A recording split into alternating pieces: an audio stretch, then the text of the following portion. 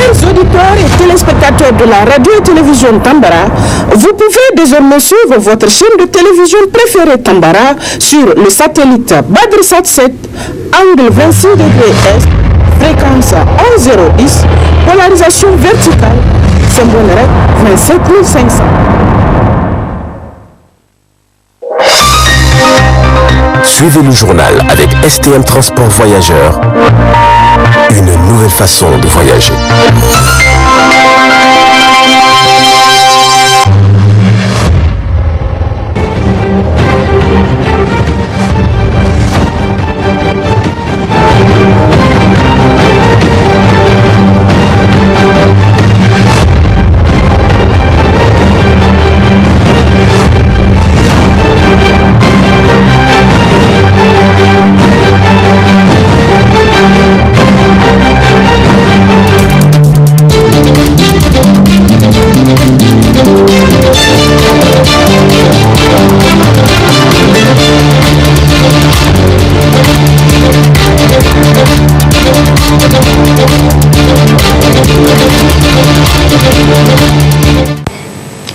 Monsieur et dames, bonsoir. Les examens du baccalauréat session 2022 ont été officiellement lancés ce matin sur toute l'étendue du territoire national à Niamey.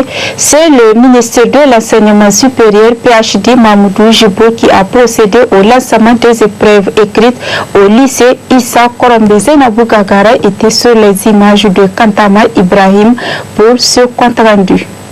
Ils sont au total 86 830 candidats de toutes les séries confondues qui passent cet examen du baccalauréat, qui est la quête du premier diplôme universitaire sur l'ensemble du territoire national. Le ministre de l'Enseignement supérieur était accompagné lors de ce lancement des épreuves écrites du baccalauréat session 2022 des autorités régionales de la ville de Niamey, la haute autorité de lutte contre la corruption et les infractions assimilées Halsia, ainsi que le directeur de l'Office du baccalauréat du Niger. Tout juste après l'ouverture de l'enveloppe contenant la première épreuve de cet examen, le ministre en charge de l'enseignement supérieur a exprimé sa satisfaction pour le bon démarrage du baccalauréat session 2022 et a prodigué des conseils aux candidats. Nous avons procédé à l'ouverture de la première enveloppe, nous avons distribué les premières épreuves et nous avons rappelé aux jeunes candidats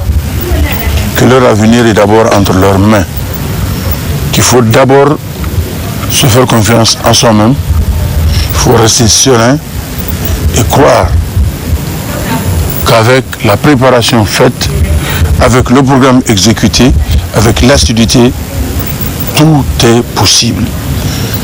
Chacun peut réussir par la grâce de Dieu, puisque Dieu a créé les conditions pour que chacun suive les programmes durant toute l'année.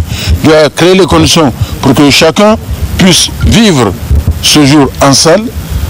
Donc Dieu a donné l'opportunité à chacun de faire valoir ses aptitudes pour obtenir son diplôme, pour réussir son examen.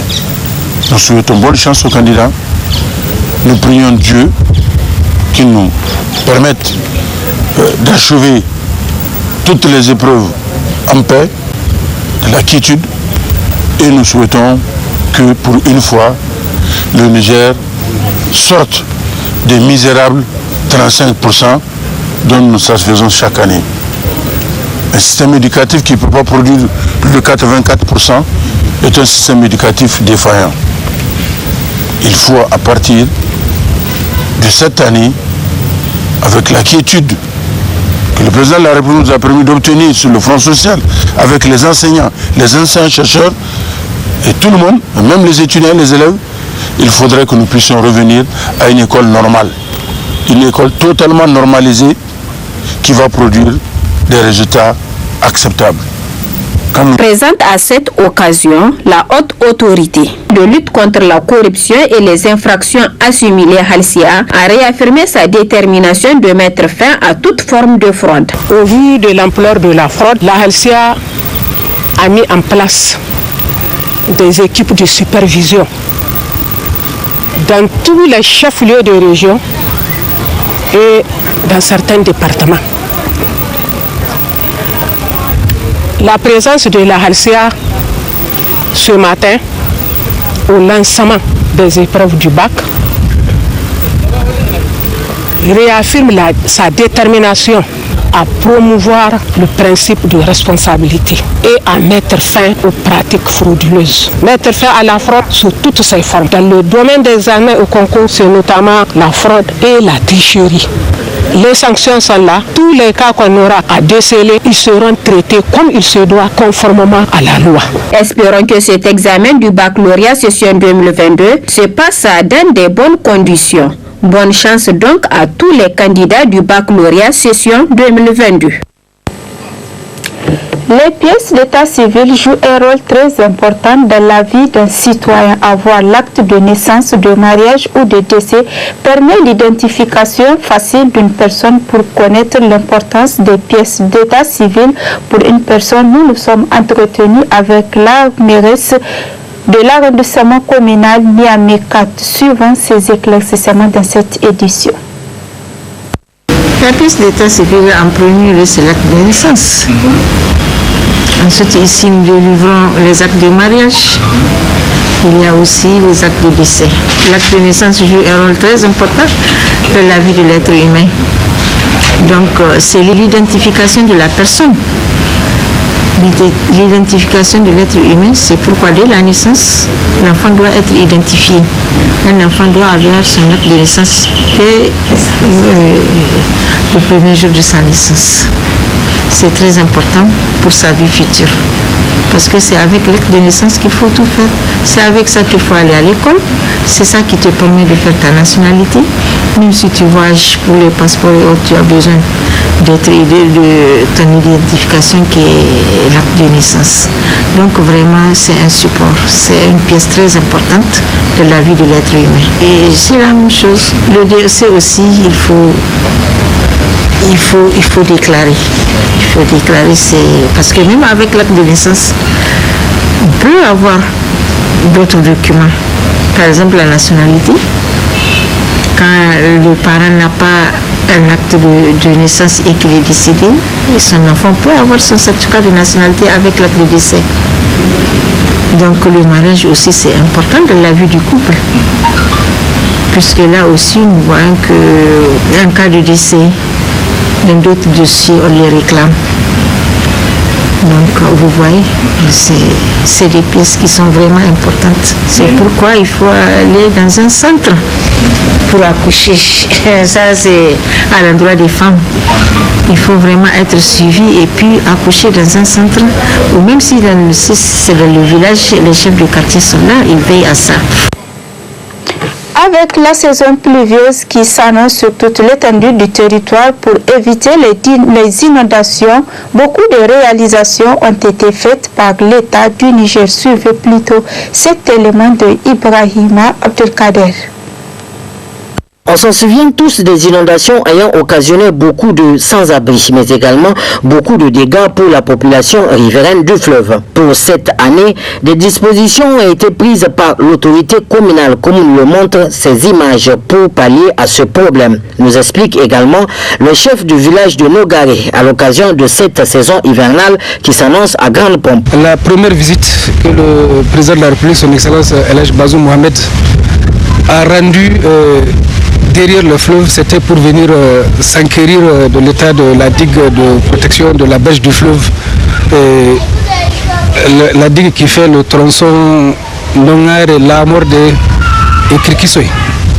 Donc c'est dire à quel point les autorités ont une préoccupation particulière par rapport à la sécurisation des populations en période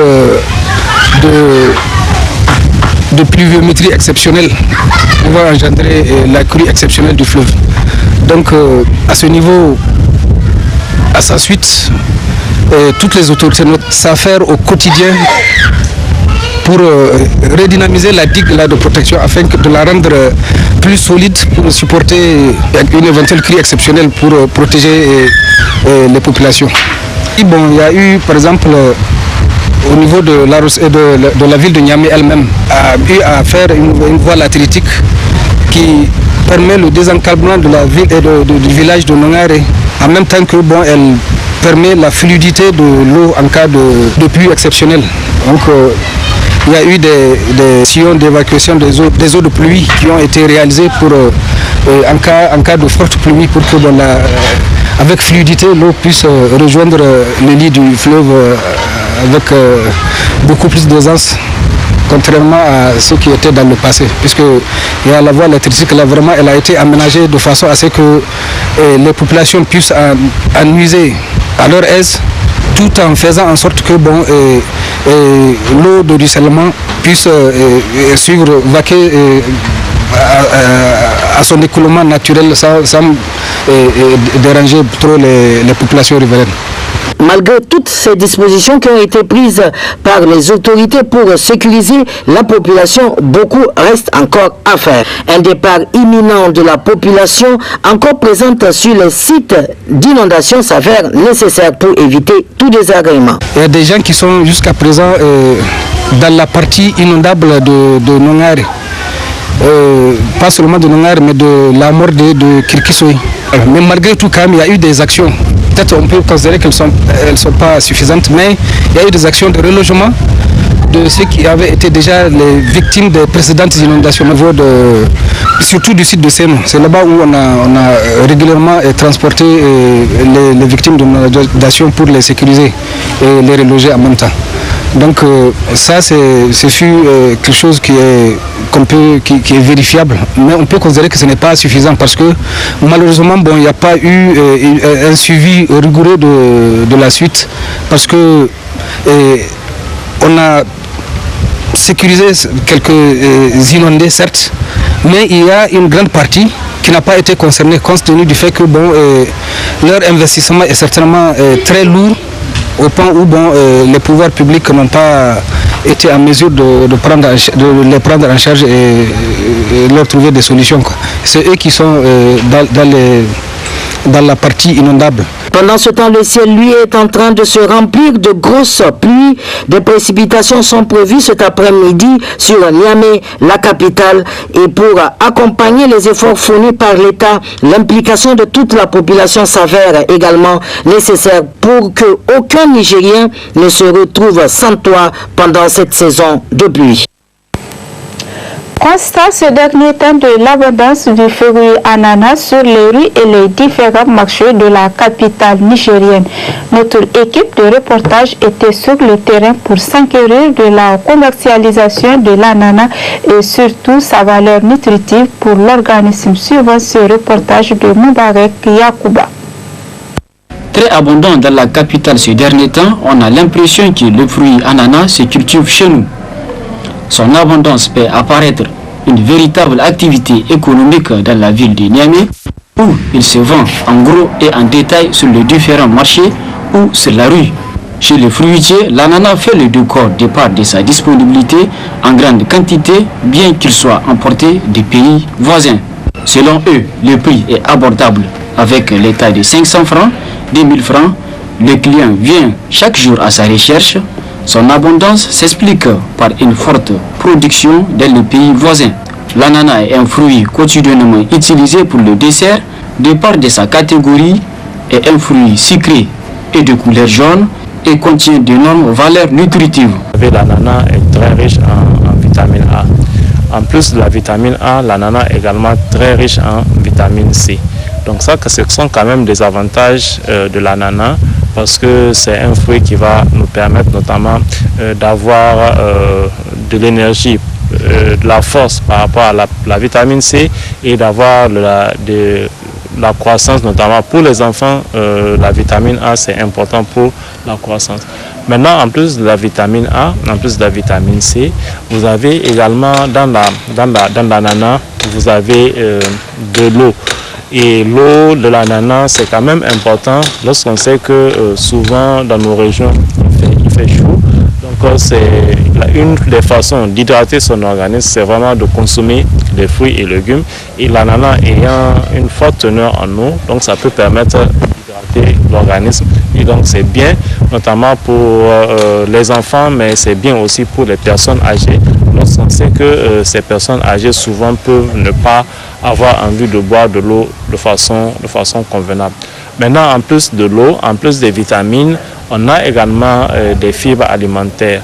Les fibres alimentaires contenues dans l'ananas, donc tout le monde a remarqué la texture fibreuse de l'ananas. Donc cette texture fibreuse dit que l'ananas contient des fibres alimentaires, et les fibres alimentaires aussi, c'est important lorsqu'on sait que ces fibres alimentaires interviennent pour améliorer la digestion, pour améliorer le transit intestinal. Et maintenant, autre élément nutritif qu'on va avoir dans l'ananas, on a du sucre. On a du sucre dans l'ananas et ça permet d'avoir de l'énergie. Mais ce que je dis, que ce soit les vitamines, que ce soit les sels minéraux, que ce soit les fibres alimentaires, la consommation de l'ananas ne porte pas à conséquence. Même si l'ananas c'est quand même important, on sait que le sucre peut avoir la santé des dents. Et consommer la vitamine C au moment où on est sur le point de dormir, donc ça peut avoir un effet sur la qualité du sommeil. Ces fruits occasionnent le dynamisme du marché des fruitiers. Sa valeur nutritive aussi pour l'organisme est très importante. Il est quand même souhaitable de le consommer dans l'hygiène et la modération, car comme tout autre fruit, sa consommation abusive peut être nuisible. Messieurs, dames, c'est l'essentiel de l'actualité de ce soir. Bonsoir.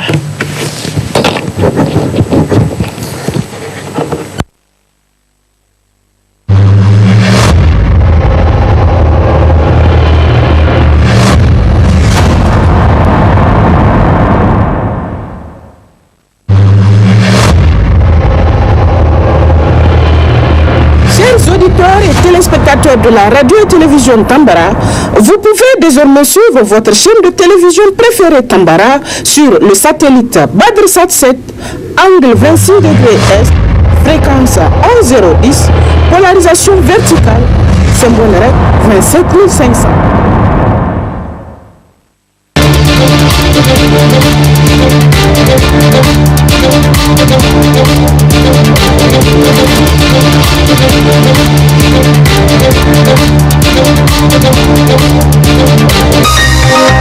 Ce journal vous a été présenté par STM Transport Voyageurs. Une nouvelle façon de voyager.